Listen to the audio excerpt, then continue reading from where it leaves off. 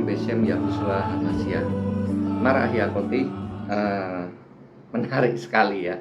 Kalau kita kembali kepada midras kita, terlebih kita itu mau mengenal, mau lebih dalam ya di dalam Dabar Elohim, kita akan semakin menyadari bahwa Ahava yang memeluk kita, Ahava yang memeluk Eretz ini, yang mengasihi segala makhluk, itu tidak ada rancangan yang jahat. Maka kalau kita paradigmanya sudah benar seperti ini, ketika kita masuk lebih dalam ke dalam Kason ya, kita sekarang sampai di dalam pasal yang ke-6, kita nggak akan jadi takut.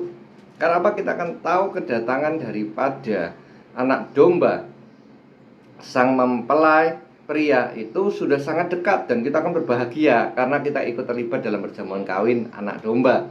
Tapi itu jadi kabar buruk bagi orang-orang duniawi. Kenapa? Karena saat penghakiman mereka telah tiba. Yuk, mulai dari ayat yang pertama hingga ke-6 dulu ya. Kita hanya sampai ke meterai yang ketiga dulu. Maka aku melihat anak domba itu membuka yang pertama dari 7 meterai, dan mendengar yang pertama dari keempat makhluk berkata bagaikan suara guru, "Mari." Nah, aku melihat sesungguhnya ada seekor kuda putih, dan penunggangnya memegang panah kepada yang dikaruniakan mahkota, lalu maju sebagai pemenang merebut kemenangan. Ketika anak domba membuka meterai yang kedua, mendengar makhluk yang kedua berkata, "Mari." Majulah seekor kuda merah padam, dan penunggangnya punya kuasa mengambil Shalom dari Eretz sehingga saling membunuh, dan kepada penunggang ini dikaruniakan pedang yang besar. Ketika anak domba membuka meterai yang ketiga, aku mendengar makhluk yang ketiga berkata, "Mari."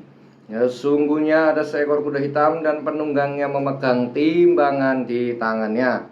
Dan aku mendengar suara di tengah-tengah keempat makhluk itu, "Secupak gandum sedinar, 3 cupak jelai sedinar, tapi jangan rusakkan minyak dan anggur itu."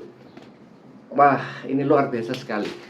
Kalau kita menyadari hal ini, kita akan melihat bahwasannya ya Yahweh Elohim Adonai kita tidak pernah meninggalkan, mulai dari Aleph Tef, mulai dari Tanak sampai Brigadi.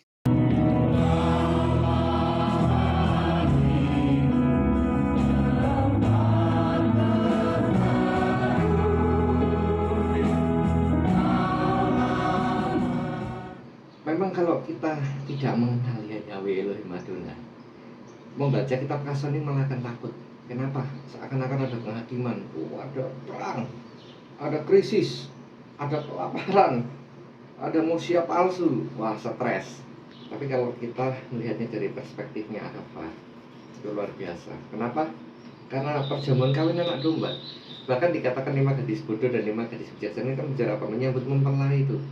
Dalam kita kalau mengetahui perkawinan Ibrani ya, mempelai itu akan menjemput ketika apa? Rumah yang disediakan itu sudah siap. Yakni ketika apa? Ketika bapak dari si mempelai berkata, "Ya, siap anakku." Nah, kita jemput.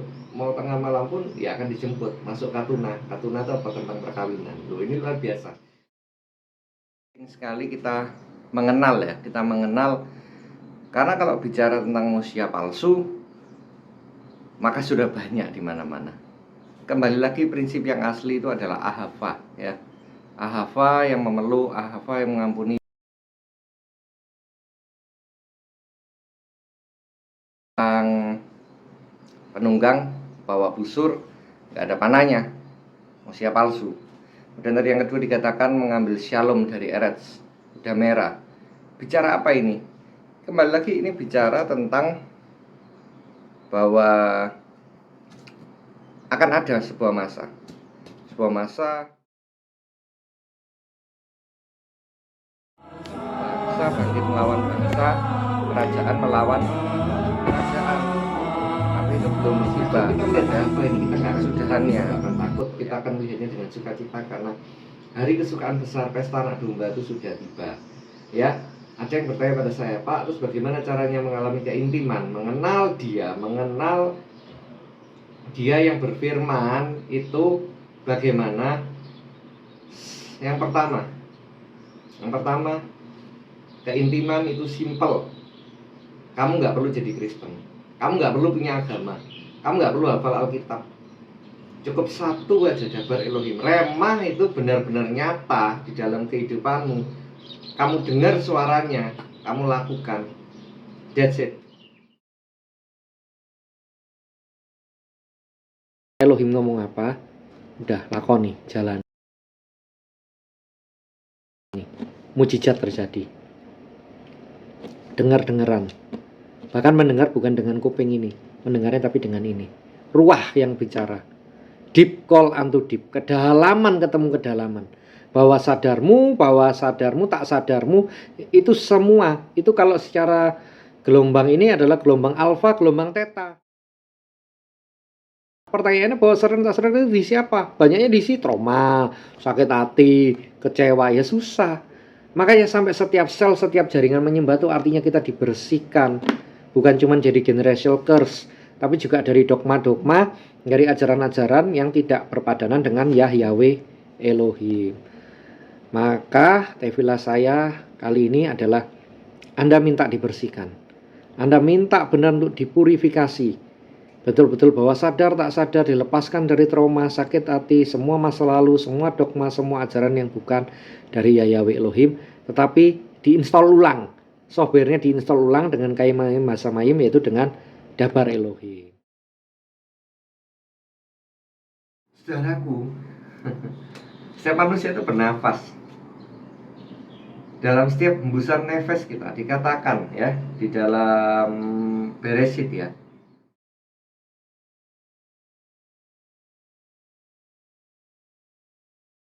karena manusia itu basar atau daging, maka umurnya harus 120 tahun saja.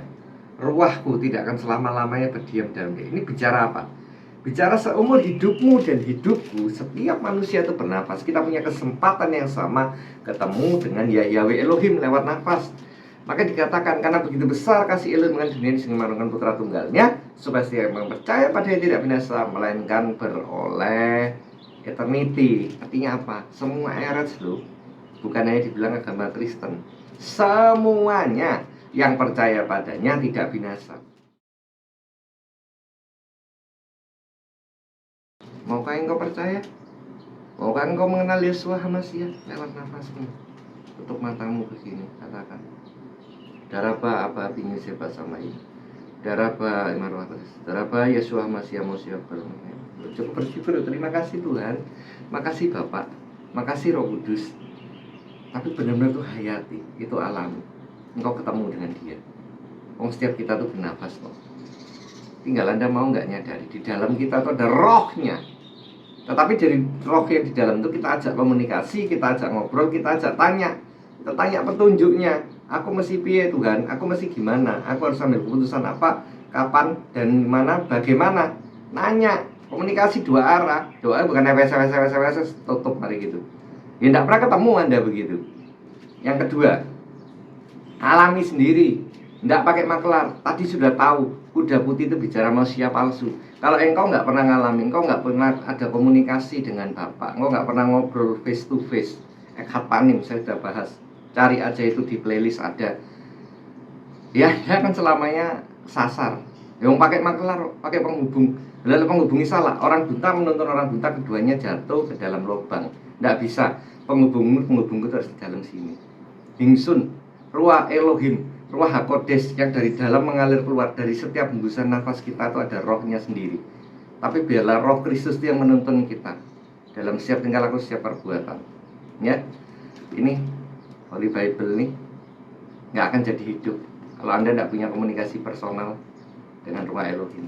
Anda akan hanya jadi Farisi, ahli Torah, saling menghakimi, saling serang, roh agamawi yang membunuh dan membinasakan. Nah itu perang terus tuh sampai hari ini tuh. Hamas Palestina sama IDF perang terus tuh ya di Gaza. Ya itu apa? Karena gak personal gitu loh. Esensinya bukan itu. Diadu-adu sama Illuminati. Yang ketiga saya tutup dengan ini. Kenali dia sebagai pasanganmu, sebagai mempelaimu.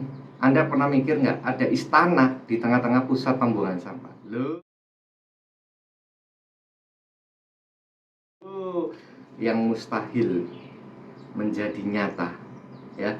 Sorga memeluk bumi, Kaimai Masamayim memeluk Eretz. Karena ketika dia turun, dia mengintervensi heaven invader, tiada yang mustahil. Haleluya.